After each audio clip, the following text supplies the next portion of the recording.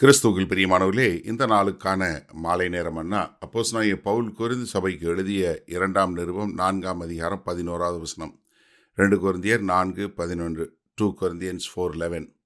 எப்படியெனில், சாவுக்கீனமான எங்கள் மாம்சத்திலே இயேசுவினுடைய ஜீவனும் விளங்கும்படிக்கும் உயிரோடு இருக்கிற நாங்கள் எப்பொழுதும் இயேசுவின் நிமித்தம் மரணத்திற்கு ஒப்பு கொடுக்கப்படுகிறோம். அதாவது ஊழிய பாதை நிமித்தமாக நாங்கள் எப்பொழுதும் மரணத்திற்கு ஒப்பு கொடுக்கப்படுகிறோம். ஆனால் என்ன காரணம்? இப்போ எங்கள் மாம்சத்தில் இயேசு கிறிஸ்துவனுடைய ஜீவன் விளங்கும்படி, அதாவது எங்களுடைய மரணம் ஒரு நாள் இந்த சரீரத்துக்கு நிகழப்போகுது. ஆனால் எது வெளிவரப்போகிறது? கிறிஸ்துவனுடைய ஜீவன் வெளிவரங்க போகுது.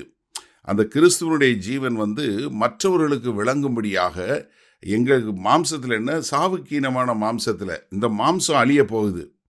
அதாவது அப்போஸ்தலனாகிய பவுல் தேவ ஆவியானவர் மூலமாக எழுதும்போது, நம்முடைய ஆவி ஆத்துமா மீட்பு பெற்றுவிட்டது, இந்த சரீரம் தான் நமக்கு மீட்பு பெற வேண்டும், இந்த சரீரம் அழிவை நோக்கி போய் கொண்டிருக்கிறது.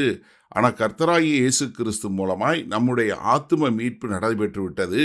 அதனால தான் நம்ம இந்த சரீர மீட்புக்காக ஏங்கி தவிக்கிறோம் அப்படிங்கிறது ரோமர் 8 சொல்கிறாரு.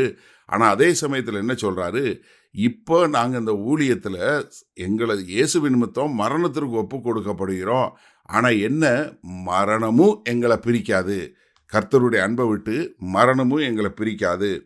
நீங்கள் ரோமர் 8ஆவது அதிகாரம் 36வது வசனத்தில் பார்த்தீங்கன்னா, கிறிஸ்துவின் அன்பை விட்டு நம்மை பிரிப்பவன் யார்? உபத்திரமோ, வியாகுலமோ, துன்பமோ, பசியோ, நிர்வாணமோ, நாசமோசமோ, பட்டயமோ, இவை எல்லாவற்றிலையும் நம்மில் அன்பு கூறுகிறவர்களே முற்றும் ஜெயம் கொள்ளுகிறவராய் இருக்கிறோமே. மரணமானாலும் ஜீவனானாலும் தேவதூதர்களானாலும் அதிகாரங்களானாலும் வல்லமைகளானாலும் நிகழ்காரியங்களும் வருங்காரியங்களானாலும் உயர்வானாலும் தாழ்வானாலும் வேற எந்த சிருஷ்டியானாலும் நம்முடைய கர்த்தராகிய இயேசு கிறிஸ்துவில் தேவனுடைய அன்பை விட்டு நம்மை பிரிக்க மாட்டாது என்று நிச்சயித்திருக்கிறோம். என்ன? அதாவது தேவனுடைய அன்பிலிருந்து நம்மளை எந்த மரணமும் நம்மளை பிரிக்காது. அப்போ இயேசு கிறிஸ்துவின் நாமத்து நிமித்தம் நாங்கள் மரணத்தை சந்திக்கக்கூடிய மக்களாக இருக்கிறோம். ஏன்னா வசனம் 10வது வசனம் என்ன சொல்கிறாரு? கர்த்தராகி இயேசுவினுடைய ஜீவனும் எங்கள் சரீரத்திலே விளங்கும்படிக்கு, இயேசுவின் மரணத்தை, அது மாத்திரமில்லை எங்கள் மரணத்தையும். அதே மாதிரி 2 கொரிந்தியர் 5ஆவது அதிகாரம் 3வது வசனத்தில் சொல்லும்போது, தரித்து கொண்டவர்களானால் நிர்வாணிகளாய் காணப்பட மாட்டோம். என்ன, நாங்கள் இப்போ என்ன அழியாமையை தரித்து கொள்ள போகிறோம். அதனால நாங்கள் இதை பற்றி கவலைப்படலை. அப்போ என்ன, என்னுடைய சரீரம் மரணத்துக்கு ஏதுவாக நான் நடந்து கொண்டே இருக்கிறது. ஆனாலும் நாங்கள் என்ன, இந்த சாவுக்கு இதுவான மாம்சத்தில் இயேசுவினுடைய ஜீவன் விளங்கும்படிக்காக, மற்றவர்களுக்கு நாங்கள் உயிரோடு இருக்கிறோம், அது மற்றவர்களுக்கு விளங்கும்படியாக நாங்கள் எப்பொழுதும் எங்களை மரணத்திற்கு ஒப்பு கொடுக்கிறோம்.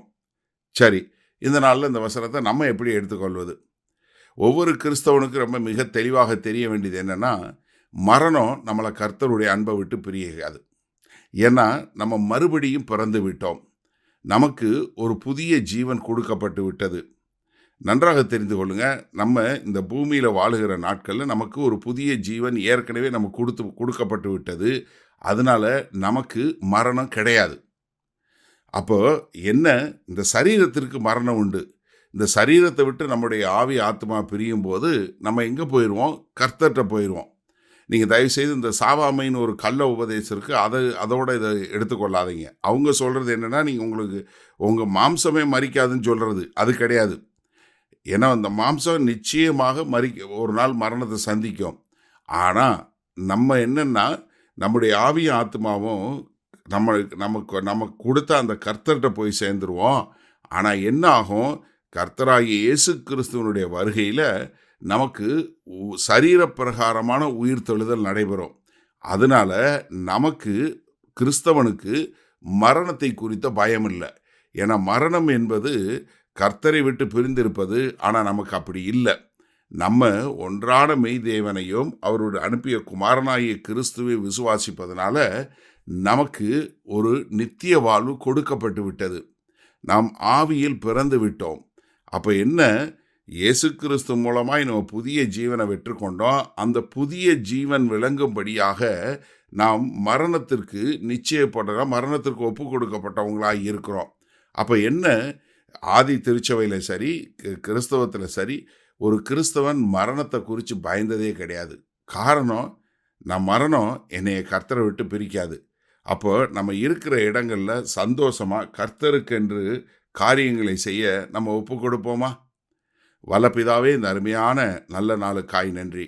ஆமாண்டவரே, இதோ என்ன ஒரு ஆனந்தமான வார்த்தைகள் ஆண்டவரே. நாங்கள் உம்முடைய சன்னிதானத்தில் உம்மோடு இருக்க போகிறோம். இந்த மரணம் எங்களை பிரிக்க போகிறதில்ல. அதனால் நாங்கள் தைரியமாய் கிறிஸ்துவனுடைய ஜீவன் எங்கள் வாழ்க்கையில் விளங்கும்படியாக வாழ எங்களை ஒப்பு கொடுக்கிறோம். மீட்பெரும் இரட்சகருமாகிய இயேசு கிறிஸ்துவின் மூலம் பிதாவே, ஆமேன். கர்த்தர் உங்களை ஆசீர்வதிப்பாராக.